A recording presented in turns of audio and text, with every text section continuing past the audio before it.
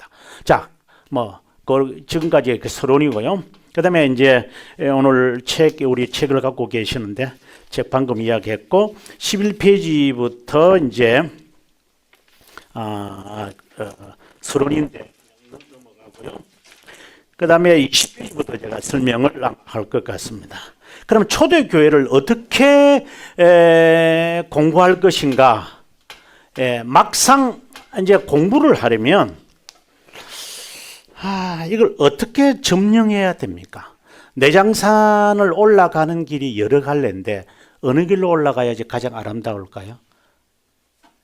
그냥 올라가도 되죠. 하지만 둘레길을 올라갈 것인지 아니면 험한 길을 갈 것인지 쓸데없이 고생만 하다가 올라가지도 못하고 그만둘 것인지. 그러면 초대교회라고 하는 어떤 책들이 많이 지금 시중에 나와 있는데 어떤 책을 보더라도 이것은 이 말을 하기 위해서 지금 이 저자가 언급하는 것이구나 라고 말할 수 있을 정도로 교회사를 어떻게 볼 것이냐 하나의 관이죠. 이 공부하는 이제 산을 오르는 하나의 이제 길을 제가 이제부터 제시하는 겁니다. 이거는 이제 제가 공부하면서 제가 만들어낸 것인데 저는 초대교회사를 보면서 4개의 기둥이 있다고 생각합니다. 오늘 팜플렛에도 보면 제 책 그 표지에다 밑에다가 이렇게 4개를 이렇게 칼럼을 만드셨던데 정말 누가 만드신지 모르겠어요. 잘 만드신 것 같아요. 이게 제가 핵심인 것입니다. 그 첫 번째가 로마 제국입니다. 아마 오늘 우리 공부에서 이 이야기까지 제가 마무리할 것 같습니다. 두 번째, 핍박입니다. 초대교회에서 핍박의 이야기를 빼낼 수 없습니다. 세 번째가 교부들에 관한 이야기입니다. 아주 중요합니다. 1번, 2번보다도 훨씬 중요한 게 교부들입니다. 이는 신앙의 선배들입니다. 그래서 영어로 말하면 대문자로 써서 fathers라고 합니다. 소문자를 쓰게 되면 족장들이라고 그러잖아요. 믿음의 조상들이라고 하지만 대문자를 쓰면은 초대교회에 활동을 했던 그 대표적인 게 아마 151페이지를 잠깐 보시면 교부들의 수많은 사람들의 교부들이 이름들이 나열되어 있는데 적어도 여기에 나타난 분들만큼은 꼭 아셔야 된다 하고 제가 20여 분을 제가 소개해 놨습니다. 이게 이제 제가 학교에서 시험 칠 때는 이거 다 외우고 다 써라 이렇게 해버리거든요. 근데 외운 만큼 돈 받는 거고 안 외우면 돈 못 받는 거고요. 제가 쓸데없이 제가 이런 말을 가끔씩 합니다. 저는 다 외웁니다. 제가 썼기 때문에. 저는 공부할 필요 없죠. 그러나 제 것을 이제 여러분들에게 드리려면 이제 제가 가이드 하는 대로 따라오셔야 이제 풍성함을 아마 누릴 수 있을 것이라고 생각을 합니다. 그래서 나중에 교부들의 이 신앙은 우리의 뿌리입니다. 그래서 제가 이 부제목을 뭐라고 했냐면 진리의 보고다. treasure, 보물 단지다. 보물이 있는 창고다. 그랬는데 바로 이것을 말하는 겁니다. 그래서 내 신앙의 뿌리들이 다 초대교회로 돌아가자. 보통 사람들이 지도자님들이 말을 많이 해요. 아드폰테스, 기원으로 돌아가자. 신사도 운동도 뭐예요? 사도 시대로 돌아가자인데 그럼 우리는 어디로 돌아갑니까? 바로 교부들의 신앙으로 돌아가는 거예요. 그래서 내 신앙이 어떤 것이 내가 정말 바른 건지 안 바른 건지를 어떻게 아느냐? 이들의 신앙의 책들을 통해서 자기를 점검해 가야 돼요. 그런데 모든 교부들이 또 다 옳은 것은 아니에요. 그러니 옳은 말을 하시는 분도 있고 또 잘못된 말을 할 수도. 아우구스티누스가 가장 훌륭하지만 아우구스티누스가 가장 옳은 분인 가운데 한 분일 뿐 그분이 전체는 또 아니에요. 그러니 그거 보는 관점도 또 우리가 그렇다고 제가 그분은 뭐 비판하겠다는 것이 아니라 학자들이 지금까지 연구해서 놓은 것을 참고해 보면서 교부들의 신앙을 우리가 살펴볼 것입니다. 그 다음에 마지막 네 번째는 점점 더 중요한 거죠. 바로 이단들입니다. 이단인데 다른 말로 좀 바꾼다면 신학 논쟁입니다. 신학 논쟁의 이야기다. 지금 개혁신학, 우리가 바른신학, 정통신학, 어떤 단어를 붙입시다. 그 신학의 틀이 만들어지는 것이 이겁니다. 제가 그냥 이단이라고만 이야기했었는데 실제로는 교부와 이단을 같이 이렇게 묶어서 제가 설명이 아마 될 것 같아요. 그러나 머릿속에는 교부들이 신학 논쟁에 뛰어들면 이단들이 있기 때문에 신학 논쟁에 뛰어들어서 논쟁하면서 신학이 발굴이 되거든요. 더해지는 게 아니라 발굴이 되어지는데 그것은 신학 논쟁이다. 초대교회에서 가장 어려운 부분이 이 부분입니다. 공부를 하셨던 목사님들에게 물어보셔도 이 부분에 들어가면은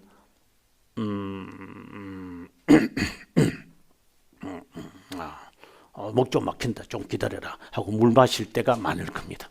그게 저도 그렇고 그래서 이 부분을 정리하는 게 딱 이렇게 제가 설명하는 이 부분을 통해서 딱 정리가 안 되고 혼자 정리는 제가 볼 때는 거의 불가능합니다. 일반 분들은 거의 그래서 제가 깔끔하게 이 보는 관을 제가 아주 사시미를 확실하게 쫙 이렇게 해드려야지 그냥 고기 잡고 먹으시면 나중에 이게 간티스토마 걸릴 수도 있습니다. 그러니까 제가 사시미를 확실하게 제가 딱 떠서 정말 맛있다. 정읍에 이 사시미가 맛있구나 하는 것을 정확하게 알게 될 것이라고 봅니다. 그래서 이 내용 그러니까 크게 이 큰 주제입니다. 로마 제국, 핍박, 교부, 그 다음에 이단들, 다른 말로 신학 논쟁. 조금 더 구체적으로 들어가겠습니다. 오늘 요거는 제가 확실하게 1800년 동안의 로마 제국을 제가 만든 데이터를 쫙 그어가지고 이 부분은 머릿속에 쏙 들어가도록 만들 자신은 있는데 모르겠어요. 여러분들 얼만큼 호응을 해줘야지 저도 이렇게 주고 싶지. 그냥 이렇게 하시면 제가 정말 깔끔하게 알려드릴게요. 핍박은 10대 핍박이라고 그럽니다. 그래서 초대교회 핍박을 논할 때는 이제 10번의 핍박이 반복되어졌다. 이렇게 일단 기본을 정하셔야 됩니다. 10대 핍박이라는 말을 누가 하는 거예요? 이렇게 우리가 이제 역사에서 질문을 하면은 존 폭스라고 하는 분, 존 폭스라고 하는 청교도 시기에 있었던 존 폭스라고 하는 분이 핍박의 역사의 책을 씁니다. 17세기. 왜냐하면 이때 이제 피에 메리에 의해서 이분이 영국에서 쫓겨나서 이제 지금의 네덜란드죠. 네덜란드로 피신해 왔을 때 많은 사람들이 이제 순교하며 죽고 추방당하고 억울한 일을 당하는 많은 그 이야기들, 여러 구전으로 내려오고 증거들 뭐 이런 것들을 다 사람들이 들고 이제 피신해 왔는데 시간 지나면 다 잊어버리잖아요. 그래서 존 폭스에게 이 이야기를 하면서 너 반드시 책을 써야 한다. 반드시 이것을 남겨서 후배들이 우리의 이 역사를 잊지 않도록 해야 한다. 이래서 존 폭스가 이제 그 주어진 자료를 가지고 이분이 판서도 만듭니다. 그래서 순교하는 장면의 판서라든가 이런 것도 이분이 다 만들어서 지금 판화로 남아 있어요. 그래서 인터넷에 보면은 존 폭스의 역사 뭐 이런 거 보면 이제 이때 당시에 17세기에 이분이 글도 썼고 그 다음에 이제 그 판화로 남겨가지고 사진이 없으니까 그 현장을 기억을 해서 판화로 만들어 놓은 것을 그대로 찍어가지고 그 책에 다 집어넣는데 그 그림들만 모아가지고 지금 우리들에게 전해지죠. 그런데 이 책은 원본은 사라졌습니다. 가만히 있겠어요? 로만 가톨릭 사람들이. 그래서 요약본이 지금 우리나라 말로 번역되어 있는데 아마 번역되어진 제목은 다양한지 모르지만 폭스의 순교사화라고 아마 번역이 되어 있을 거예요. 순교사화. 예, 이렇게 된 존 폭스라는 이름 쳐서 아마 제목은 무엇이든지 간에 존 폭스라는 이름은 동일한 거니까 이분의 책이 한 300~400페이지짜리 있는데 순교에 관한 이야기는 이분의 쓴 책 외에는 초대교회부터 시작을 해서 중세교회 종교개혁 이게 다 끝까지 17세기니까 1700년 동안에 있었던 순교자의 이야기는 다 여기에서 다 나오는 그러니까 여기가 이제 오리지널이라고 뭐 커피 마시는 게 뭐 싱글 오리지널이라더만 이게 싱글 오리지널 이게 블렌딩이 아니고 싱글 오리지널 커피라고 보시면 좋겠습니다. 그래서 존 폭스가 10대 핍박이 있다 이렇게 말하게 되어지는 근거가 뭐냐면 10명의 이제 로마 제국의 황제 10명의 황제들이 다 합치면 한 80명 되거든요. 로마 제국의 황제들이. 그 중에서 모든 황제가 다 핍박한 것은 아니에요. 그 중에 특별히 10명이 이 핍박이 아주 심했어요. 그렇기 때문에 그 10명의 황제들을 거론하면서 그 시대의 이야기들. 이제 저는 이제 이 책을 쓰거나 제가 이제 쓴 가책자를 보면 이 책도 제가 아주 자세하게 썼지만 이보다도 훨씬 더 제가 교회 역사에서 초대교회에서 핍박에 관한 이야기는 더 이상 찾을 수 없을 정도로 좀 이런 외람된 말이지만 찾을 더 이상은 없다. 이건 제 지식의 한계를 말하지만 찾을 수 있는 한 제가 다 찾은 것 같아요. 초대교회 역사. 그래서 제가 여인들의 발자취라는 책을 쓴 것도 여인들의 핍박의 이야기는 좀 죄송하지만 저 책이 유일하지 않을까 이런 교만한 말을 가끔씩 그래서 하지만 그만큼 제가 초대교회 핍박의 이야기는 제가 찾을 수 있는 다 찾은 것 같아요. 남성이 주로 남성들의 이야기지 뭐 여기서도 거의 남성들의 이야기지만 저는 여성들의 이야기를 집어 이렇게 넣을 수 있었던 것은 제가 그만큼 찾아냈다라는 것을 강조하기 위한 겁니다. 그래서 10명의 황제가 10번에 걸쳐서 핍박한 이야기에 근거로 해서 이분이 언급하지 않을 그러니까 한편으로 보면은 이분이 완전하게 본래 썼던 책의 A3 사이즈거든요. 그게 이제 불태워서 다 없어졌으니까 지금 요약본만 있다 그랬잖아요. 그래서 아마 본래 썼는데 없어진 책이지 않을까 하는 마음을 가지고 실제로 제가 찾아낼 수 있는 한 찾아서 제가 공개하는 이제 그런 내용이거든요. 그래서 핍박에 관한 이야기는 기본은 이것이지만 더 많은 이야기들이 아마 담겨 있을 것이다. 이렇게 봅니다. 그 다음에 세 번째 다시 이제 좀 더 자세하게 가면 아까 말씀드린 대로 151페이지에 나타난 초대교회의 교부들의 신앙은 우리의 신앙의 뿌리라고 제가 했는데 이것도 세 시대로 나누는 것을 기억하면 뭐 꼭 기억할 필요는 없습니다. 제가 강의하면서 제가 또 설명해 드릴 테니까 먼저 속사도라고 그럽니다. 또는 이제 사도적 교부다 뭐 이런 거기도 합니다만은 사도적 교부 이것은 1세기와 2세기에 신약 성경이 끝나고 난 다음 신약 성경 마지막을 쓴 분이 누구냐면 우리가 아다시피 사도 요한인데 사도 요한의 직계 제자가 있잖아요. 예를 들어서 베드로의 후계자, 그 다음에 바울의 후계자 이분들이 남겨놓은 책들이 있어요. 그러니까 성경은 아니에요. 성경은 아니지만 가장 아까 우리가 기도하실 집사님 기도하실 때 가장 근접한 그 시대 맞습니다. 그들은 직접 본 분들에게서 직접 설교를 들은 사람들이에요. 예를 들어서 우리가 잘 아는 베드로의 직계제자였던 폴리카르포스라고 하는 사람이에요. 그래서 그는 생생한 이야기를, 지금 정언을 들었던 이야기니까 그것을 가지고 사람들에게 설교하는 내용이니 얼마나 강하겠어요. 그래서 그런 사람들을 속사도라고 그런다. 그 다음에 두 번째 이제 시대를 오면은 2세기와 3세기에 걸쳐서 있는 변증가라고 하는 사람들입니다. 그것은 2세기에서 3세기의 인물입니다. 이 사람들은 어떤 역할을 했냐면 2, 3세기에 이르면 핍박이 아주 극렬한 시대. 그래서 여기에 있는 분들은 거의 순교한다고 보셔야 됩니다.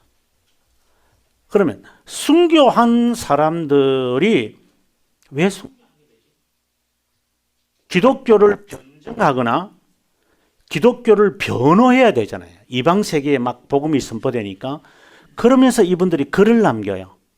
그래서 그분들의 글을 읽으면서 그때 당시에 신학과 성도들의 상태를 우리가 보게 될 것입니다. 그 다음에 이제 세 번째가 이제 가면 갈수록 더 중요하다고 제가 보는데, 아까도 우리가 이단 신학 논쟁이 더 중요하다 이렇게 한 것처럼 세 번째가 더 중요한 게 후기 니케아 교부다 이렇게 보통 말을 합니다. 니케아 교부다. 여기서 후기라고 하는 말이 왜 나왔느냐 하면 초대교회에서 여기 이제 네 번째 해당됩니다만은 요 네 번째하고 같은 맥락인데, 초대교회에서 가장 중요한 신학 논쟁은 325년에 있었던 니케아, 갑자기 영어로 써 미안합니다. 니케아 공의회에 일어났던 사건입니다. 이것이 바로 삼위일체의 논쟁이었죠. 정말 중요한 신학 논쟁에서 가장 중요한 게 이 논쟁입니다. 이걸 명확하게 알고 있어야 됩니다.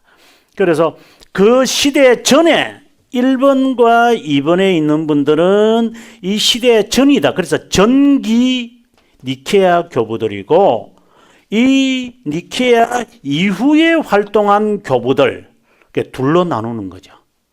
그래서 325년을 기점으로 해서 325년이 되면 여러분 아다시피 기독교는 313년에 우리가 흔히들 이제 기독교가 공인되었다 하는데, 공인은 아니고요.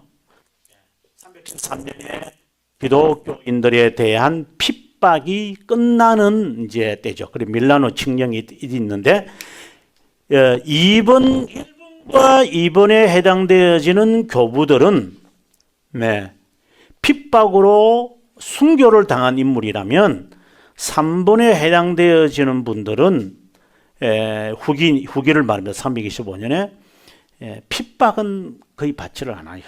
받지는 않지만 이게 어떤 일이 생기냐면, 우리가 우리말에도 그런 말이 있잖아요. 등 따시고 배부르면 행하는 것은 죄밖에 없다고. 그러니까 기독교가 핍박이 끝나니까 교회는 타락하기 시작해요. 그거는 역사에서 언제든 일어나는 거죠. 그래서 기독교가 쇠퇴하기 시작하는 거예요. 마치 기독교가 이방 세계 속에서의 인정을 받으면서 기독교는 이제 정체성을, 삼일체 논쟁에서 그렇게 활동을 했지만 이 사회에 있는 교회의 역할이 처음에는 가난하고 하나님만 찾고 하나님만 바라보고 형제 사랑하고 그런 개척 교회의 시절이 있었는데, 이제 교회당 짓고 하면 이제 그때부터 부두둑 하면서 윤활유가 들어가지 않는 그때에 바라보면서 훌륭한 이제 신학자들과 목회자들이 등장을 하면서 앞으로 변화될 세상, 또 거의 똑같은 일들이 생기거든요. 그 세상을 바라보면서 이분들이 이제 그때 당시의 현장과 앞으로 일어날 일에 관한 이야기들을 이분들이 막 쓰기 시작해요. 그래서 이 관점이 매우 중요한 거죠. 우리가 아우구스티누스가 훌륭하고 중요하다고 하는 것도 그 때문인 거죠. 이 시대를 다 훑고 난 다음에 이분이 살았던 게 358년에서 430년을 살았는데 이때 살았거든요. 그러니까 이 3세기 전체를 기독교 핍박의 시기부터 시작을 해가지고 기독교가 쇠퇴해가는 이 모습, 게르만의 대이동을 바라보면서 이 세계의 역사가 바뀌잖아요. 게르만의 대이동이 있어지면서 이 세상은 어떻게 바뀔 것이라고 하는 것을 이분은 다 보고 있는 거예요. 그리고 그는 세상을 떠나요. 그래서 우리가 어거스틴의 아우구스티누스나 어거스틴 같은 사람인데 그분의 통찰력과 역사관, 우리가 보통 역사 철학이라고 그러는데 역사 철학이 중요한 거예요. 왜? 훑어보고 난 다음에 이 역사를 다 훑고 난 다음에 어떻게 될 것이라고 하는 전혀 예기치 못했던 시대가 접어드는 게 뭐냐면 게르만의 대이동이에요. 그래서 역사에서 세상 역사를 이렇게 바꾸는 여러 번의 그 대이동이 있어요. 역사에는. 그 역사가 일어날 때마다 기독교 역사는 이쪽에서 이쪽으로 확 움직여 버립니다. 휙휙 움직입니다. 그냥 교회가 갑자기 이래 되고 저래 되는 게 아니라 교회는 역사의 쓰나미에 따라서 움직여져 버립니다. 그러니까 그걸 잘 주시하고 있어요. 그래서 저는 지금 일어나고 있는 이 코로나 이 사태는 이건 단순한 문제가 아닙니다. 이건 마스크를 하고 동영상으로 예배 보는 이 차원이 그렇게 생각을 하고 있다면 그 사람 역사를 정말 모르는 무지한 사람입니다. 이건 단순한 사건이 아니에요. 이거는 먼 미래에서나 이것이 끝나고 났을 때에 도래할 사태에 대해서 그때 가서 이제 판가름 나는 겁니다. 지금 우리 역사 속에 지금 정신없이 막 돌아가거든요. 뺑뺑이 막 돌아가니까 정신이 없는데 코로나 시대가 딱 끝났을 때에 어떤 일을 직면할까요? 저는 그걸 바라보고 있죠. 제가 대학에 있으면서 늘 보는 게 뭐냐. 지금 대학교마다 지금 미달 사태라는데 당연히 미달이죠. 이미 10년 전부터 교수들은 이걸 알아가지고 이야기를 해서 주일학교 문 닫는다. 당연히 문 닫습니다. 그럼 어떻게 할 거예요? 대안이 있어요? 그걸 내다볼 수 있어요. 이게 하나의 시대의 흐름 속에서 교회는요, 내다보고 그것을 미리 준비해 갈 수 있는 통찰력이 있어야 되죠. 그래야 당황을 안 하는데 우리는 그런 대처의 능력을 가지고 있지 못하죠. 그 방법을 이제 교부, 특별히 아우구스티누스에서 배우는데 세계 역사에서 가장 큰 움직임이 있었던 게 게르만의 대이동이었습니다. 이게 초대교회가 끝나는 순간입니다. 아주 흥미있습니다. 초대교회가 끝나는 순간 게르만의 대이동이 이제 일어나는 겁니다. 그 다음에 두 번째 우리가 역사의 대이동이란 노르만의 대이동이라는 이야기 많이 들었을 거예요. 노르만의 대이동. 북쪽의 바이킹들이 막 그냥 움직여 와서 이탈리아부터 시작해서 소련까지 막 전체를 휘잡아가는 이야기도 재미있고 그런 나타나는데 노르만의 대이동이 1066년에 끝납니다. 780년, 정확한 785년일 것 같은데 이 시기에 가장 교회 역사에서 무엇이 혼란의 시대잖아요. 혼란의 시대거든요. 바로 로마 카톨릭이 만들어지기 시작합니다. 아무도 예기치 못했습니다.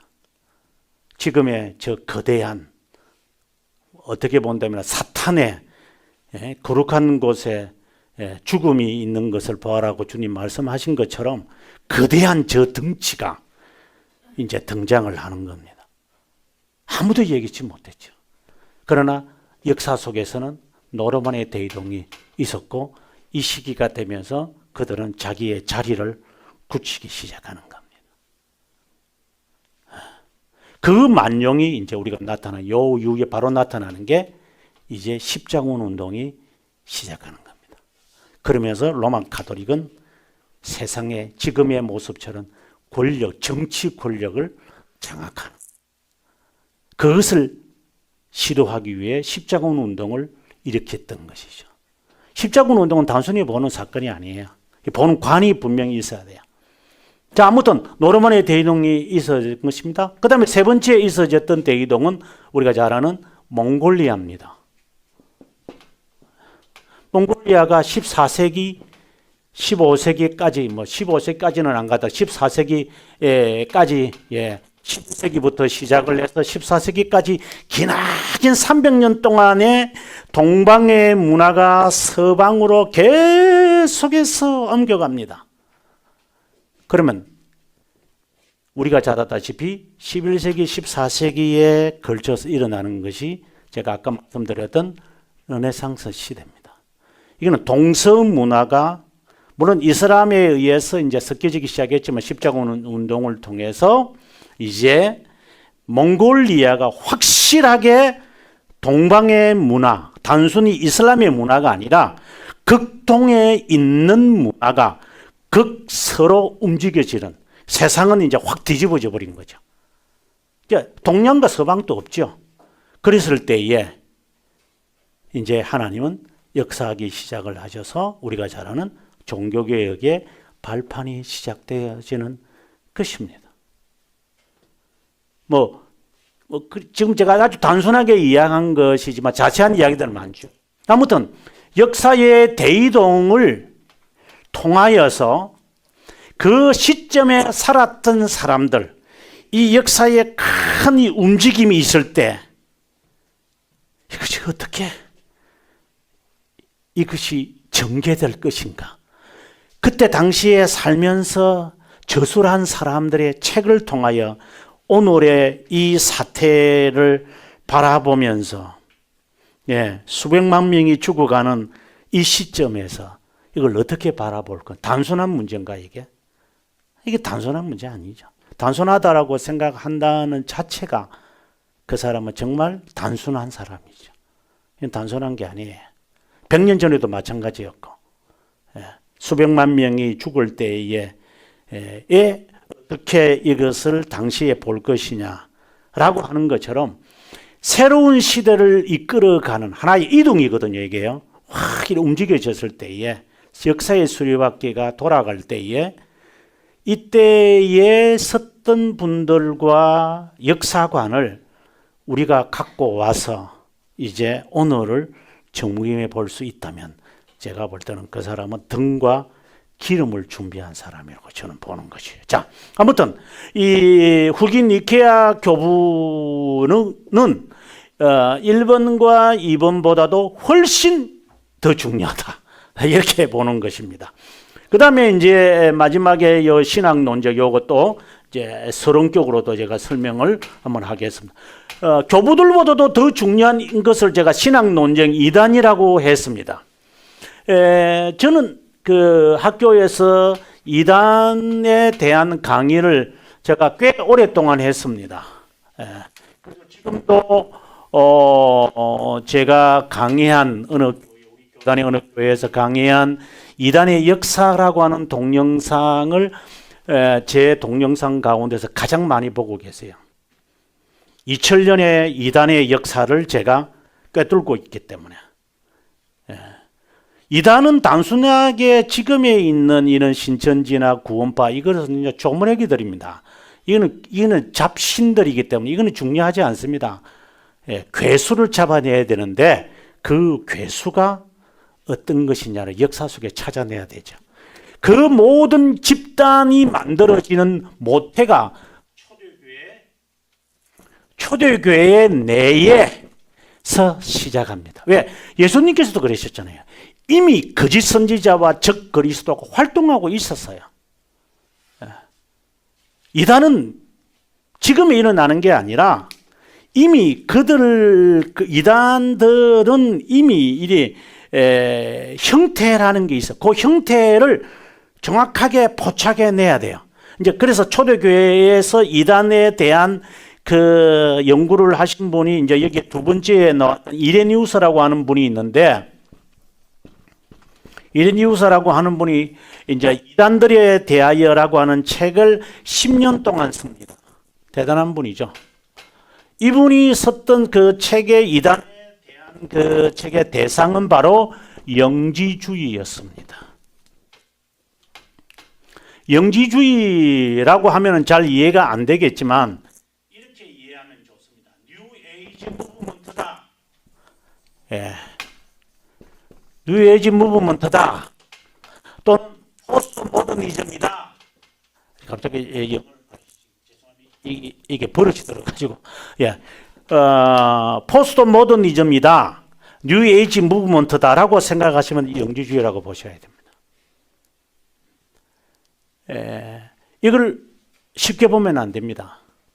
이단들이 형성이 될 때는 바탕에 깔려 있는 사상이라는 게 있어요. 바로 영지주의예요. 이 영지주의가 저 사람이 이단으로 넘어가느냐, 이단화가 될 것이냐, 이단이냐라고 하는 판단의 기준은 그 교회를 다니냐 안 다니냐가 중요한 게 아니라 영지주의의 냄새를 피우면, 그것은 환경만 딱 조성되면 이단으로 바로 빠져버립니다. 그 영지주의의 탄생이 이미 골로새서나 고린도전후서나 에베소서나 요한 1, 2, 3서나에서 이미 영지주의가 등장을 해요. 그래서 사도들은 그것을 경고하고 있었어요. 그리고 그것이 초대교회에 만연하고 있었고, 그리고 난 다음에 이제 이단들이 만들어지는데, 가장 최초로 만들어지는 가장 강력한 이단이라고 보셔야 돼요. 모든 이단의 모든 형태를 다 가지고 있는 이단, 보통 우리가 아리안주의라고 말하고, 저는 아리오스주의라고 합니다만은 아리오스주의 이단입니다. 이단이라면은 이 사상을 거의 다 갖고 있습니다. 이 사상이 바로 삼위일체를 고수하고 있는 자들. 그래서 이단을 정죄하는 가장 큰 것은 삼위일체 논쟁을 가지고 이야기 논하는 거예요. 그래서 삼위일체관을 어떻게 그 사람이 갖고 있느냐에 따라서 그 사람의 신앙의 정체가, 아이덴티티가 정확하게 드러나요. 그래서 저는 강의할 때마다 그런 말을 하는데, 저 사람이 진짜인지 가짜인지 나는 잘 모르죠. 어떻게 이렇게 컬러풀하고 입고 오면 서로 어떻게 알겠어요? 저분이 훌륭한 분으로 알죠. 하면 간단해요. 사람들이 나를 누구라고 하느냐? 주님이 질문한 것처럼 내가 누구냐? 하나님에 대해서 한번 설명해 보십시오. 설명을 어떻게 하느냐에 따라 그분은 신앙의 양태가 달라집니다. 굉장히 심각한. 그래서 이단의 중거 기준은 또한 삼위일체론과 삼위일체론을 가지고 판단해내는 겁니다. 구원파 이런 것은 아까 말씀드린 잡신입니다. 그거는 아무것도 아닙니다. 이것이 정력되면 그거는 그냥 자연스럽게 못 살아남습니다. 못 살아남죠. 이게 어떻게 교회 안에 그런 이단들이 있겠어요. 근데 그것을 안 했을 거예요. 이단에 대해서. 그 다음에 두 번째 이단은 단성론이라고 하는 이단입니다. 이것은 어떻게 본다면 반삼일체 논쟁에서 예수님의 신성에 관한 이야기라면 이것은 예수님의 인성에 관한 이야기입니다. 이게 중보자의 두 본성을 말하죠. 이것은 그리스도의 인성과 신성의 이 관계가 우리의 신앙의 삶으로 나타나. 이것은 그리스도의 신성은 우리의 개념화에 정착이 되어 있다면 삶의 양태에서는 단성론을 갖고 판단해내요. 예를 들어서 기도원주의다. 그러면 그 사람은 무엇이 문제가 있느냐? 이 부분입니다.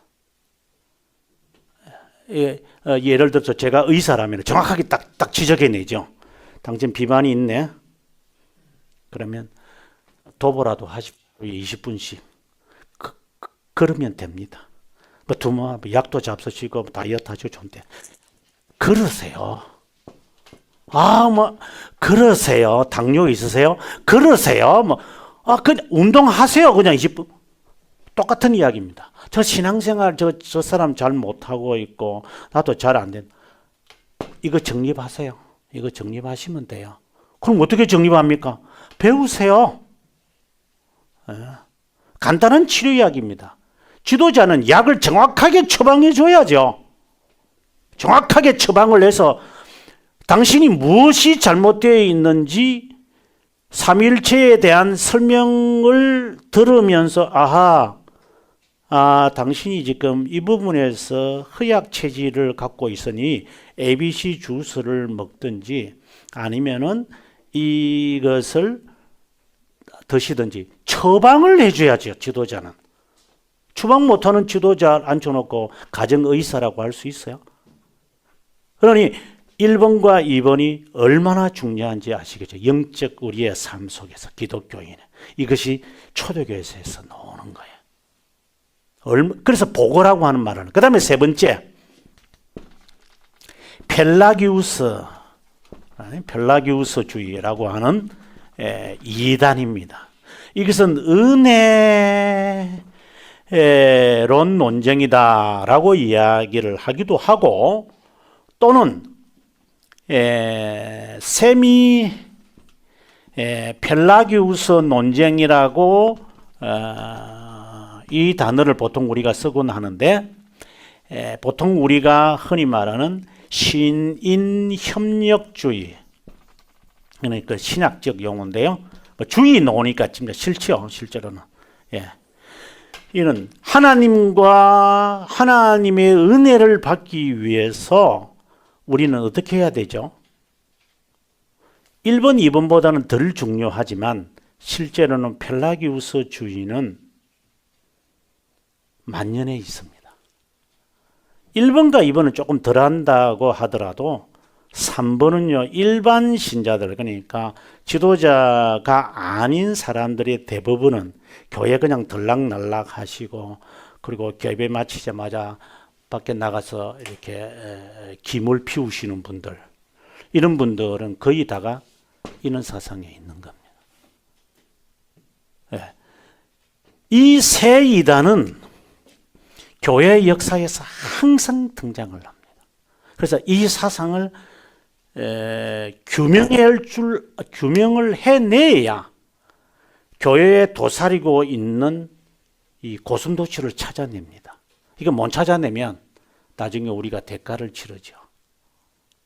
그래서 이건 어떻게 보면 교회사라기보다는 신조사, 교리사 뭐 이런 내용인데 제가 늘 강의했기 때문에 이 부분에 대해서 제가 자세하게 역사적 이야기를 하겠습니다만은 그래서 1번과 2번과 3번의 이 사상은 그때 활동했고 지금은 활동하지 않는다가 아니라 지금도 그대로 모양만 바꿔 가지고 왔다. 예를 들면 아리우스주의를 아는 사람은 없어요. 하지만 지금 우리의 곁에 무엇으로 있느냐? 유니테리안주의예요. 단일 신론자들이 있어요. 유니테리안주의 잘 모르시겠다고요? 그럼 간단하게 설명할 수 있어요. 이제 요 사상이 이렇게 나타났다고 보셔요. 봉급 이름을 바꾸니까 이단들이